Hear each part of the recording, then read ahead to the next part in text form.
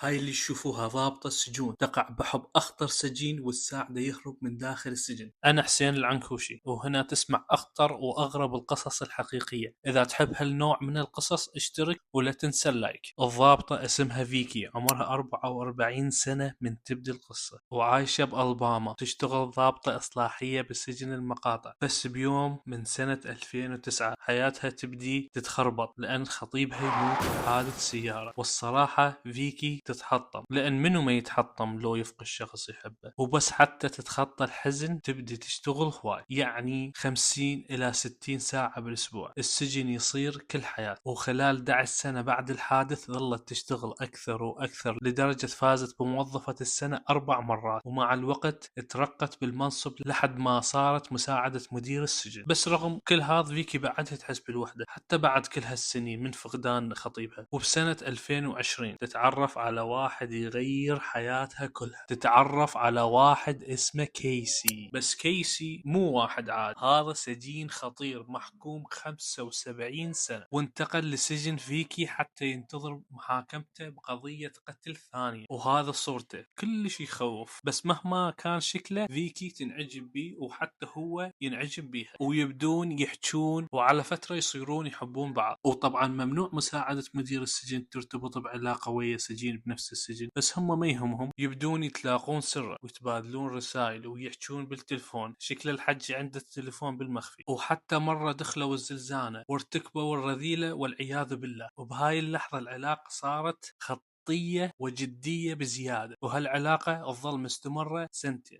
نوصل لسنة 2022 العلاقة بعدها مستمرة، بس فيكي تحس الوقت اللي تقضي ويا كيسي بالسجن قليل، وتريده إلها بس بدون مخبأ وبدون خوف. فتطلع بخطة مجنونة تهرب كيسي من السجن. فقررت تبيع بيتها، تاخذ فلوس وتستقيل من شغلها، وبعدين يهربون سوا ويعيشون عيشة سعيدة. على أساس الخطة مجنونة، بس ناويين يسووها. وتبدي تستعد، تعرض بيتها للبيع، تسحب فلوسها كلها من البنك، تشتري ملابس الكيسي، تشتري سيارة جديدة، وتشتري أسلحة حتى خاف يصير إطلاقات نار متبادلة. وباليوم اللي قبل الهروب تعلن لزملائها أنها راح تتقاعد، وباكر آخر يوم إلها. زملائها ينصدمون، اللي تشتغل 60 ساعة بأسبوع فجأة تتقاعد. فيقررون يسووا لها حفلة توديعية. ثاني يوم سووا لها حفلة صغيرة إلها بالسجن، وبنص الحفلة تقول الوحدة من العاملات إنها لازم تطلع كيسي حتى تاخذه لفحص صحة نفسية بالمحكمة. وهذا كله كذبة، هذا جزء من خطة الهروب. تطلع كيسي من زنزانته وتمشي وياه كأنها شغلة طبيعية. وهذا تصوير الكاميرات لحظة خروجهم. شوف شلون يمشي وراها، وبعدين يركبون سيارتها الرسمية، يسوقون للباركن القريب. نزلوا بدلوا ملابسهم وركبوا السيارة الجديدة اللي اشترتها فيكي،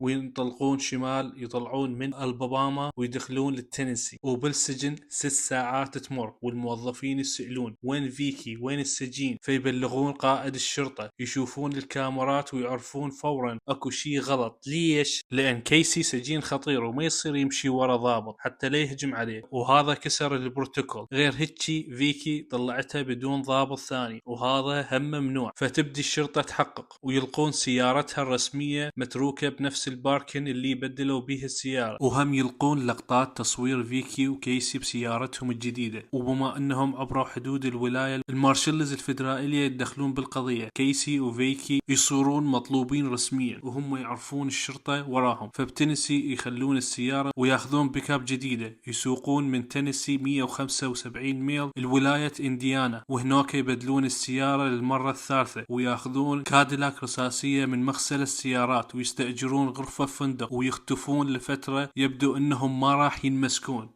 لائم كاميرا مغسلة السيارة سجلتهم لحظة بدلوا السيارة، والشرطة يحصلون على صور الكاديلاك، ويجيهم تبليغ ان السيارة شوهدت يم فندق بعد 11 يوم من هروبهم. الشرطة تعرف مكانهم. ما نعرف اذا هم حسوا بالشرطة لو صدفة، بس قرروا يطلعون بالسيارة، والشرطة تبدي تلاحقهم. يحاولون يوقفون، بس فيكي وكيسي يقولون ما نوقف، يشردون، وتتحول الى مطاردة كاملة، الى ان كيسي يخرج السيارة للجرف ويفلتون للطرف الثاني، وفجأة بوم يصطدمون بسيارة الشرطة وتنقلب سيارتهم على طرفها وتنزل بالخندق. فيكي داخل السيارة المدمرة ومحاصرة، وتعرف لو تنمسك راح تدخل السجن، لكن كسجينة وهي تتحمل هالشي، فترفع المسدس وتنهي حياتها. والشرطة تمسك كيسي، وهاي صورته من لحظة اعتقاله، وهاي ماك شات مالته. كيسي ينحكم سجن مؤبد وهو أصلا محكوم مؤبد.